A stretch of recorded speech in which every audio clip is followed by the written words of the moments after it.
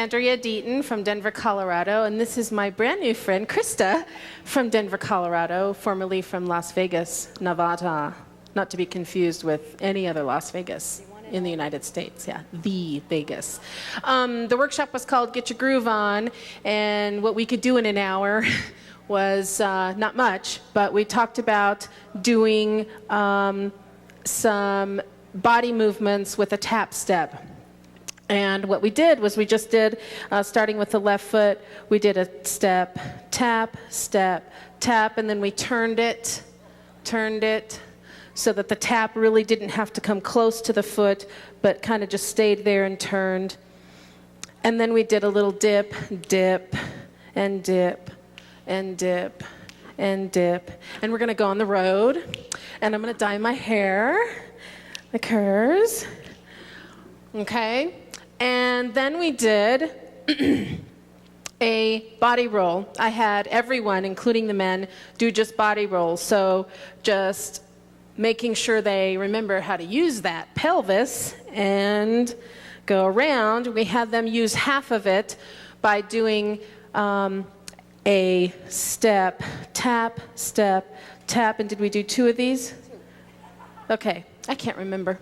Okay, so 1, 2, 3, 4, and then around 5, 6, 7, 8. Okay, and on the other side, 1, 2, 3, 4, 5, 6, 7, 8. Then we had them try it together. Before I had them try it together, we talked about hand positioning, which is probably on every video notebook of mine that you've ever seen since 1988. We talk about being in neutral, which is just touching. Our hands are touching, but they're not communicating. There's no communication here. She doesn't know what I'm doing. Now, when we compress or use leverage of any sort, we're now in gear. I'm leadable. She's followable. Not fallible. And so here, we're going to turn this way, so our open side is to the camera, and what we did is we had the guys stay still and had the followers do that little 8-count pattern. The guys closed their eyes and tried to feel nothing. So we're testing the girls to see if they are losing their connection or keeping it. And that's a good test to do. Good. So in fact, stop that because you're better at it than me. No, I'm just kidding.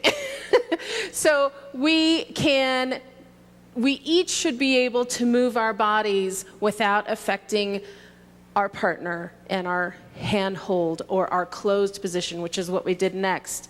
Actually, no, we went through a whole thing where we did double handhold, and then we had the girls test the guys to see if they were doing this, because she's the leader right now, I'm the follower. I should be able to move anywhere and do anything with my body and my feet, and it shouldn't affect this.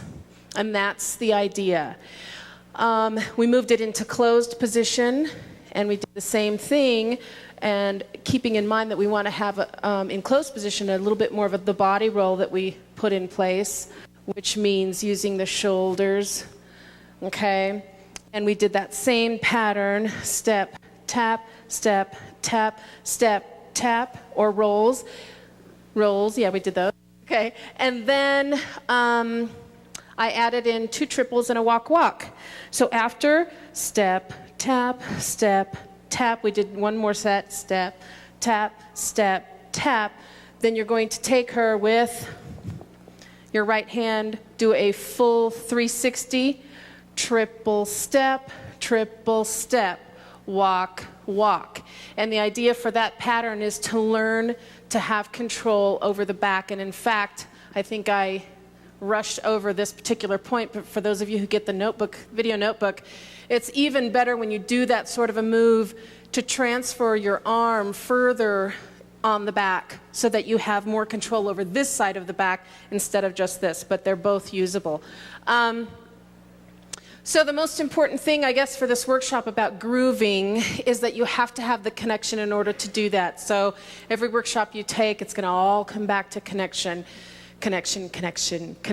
okay? So always remember to stay connected. Don't lose connection with your partner, and let the leader initiate every change in connection, whether it's from neutral to leverage to compression. He's the boss of that, unless there's special patterns where you're going to be aggressive and take over a little bit. But then we'll see you in the invitational Jack and Jills at that point. Thank you, Krista, very much. And I'm Andrea Deaton, AndreaDeaton.com, or 720-364-7353. And thank you, Swingtime in the Rockies and Rocky Mountain Swing Club.